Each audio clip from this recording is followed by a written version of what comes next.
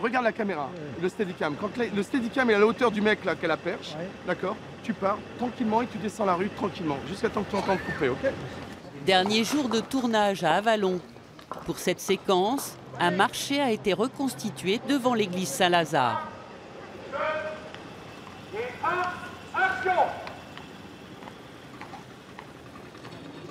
Autour des acteurs principaux du téléfilm, un tableau vivant réglé dans les moindres détails, avec cette fois encore des dizaines de figurants.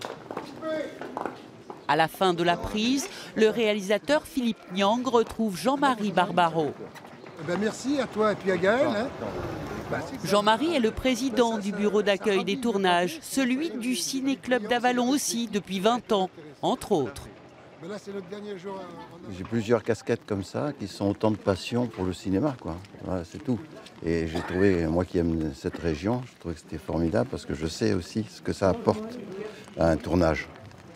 C'est très important. Ça marque les gens du coin, ça a des retombées économiques aussi. Et puis ça met en lumière, quoi, tout simplement, sans jeu de mots, ce pays, quoi.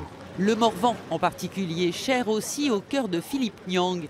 Le réalisateur qui a grandi ici est revenu y tourner pour la 5e fois avec le même bonheur, en sachant qu'il pourrait compter à nouveau sur l'aide précieuse du bureau d'accueil des tournages. Je dis et je répète à toutes les productions qui viennent tourner dans la région, je veux dire, l'accueil est incomparable.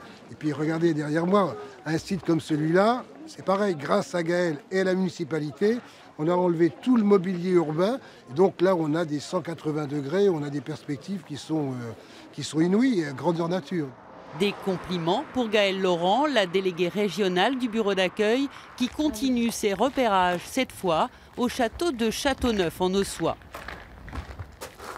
Trop beau. Même si elle connaît bien les lieux, il y a eu des travaux de restauration et elle tenait à revenir. Bonjour. Elle est reçue par Laurent Marchal, le coordonnateur du site. Là, vous pouvez voir qu'on a deux époques. Ouais. Là, vous pouvez voir sur cette façade-là qu'on est 15e, période gothique flamboyant, et puis là, on est plutôt 17e. Le château, propriété de la région, a déjà servi de décor dans le passé, mais pas récemment. Et Laurent Marchal rêverait d'accueillir à nouveau un tournage. Tout ce qui est site touristique, dès qu'il y a un tournage, évidemment, ça va drainer derrière une envie de venir découvrir les lieux.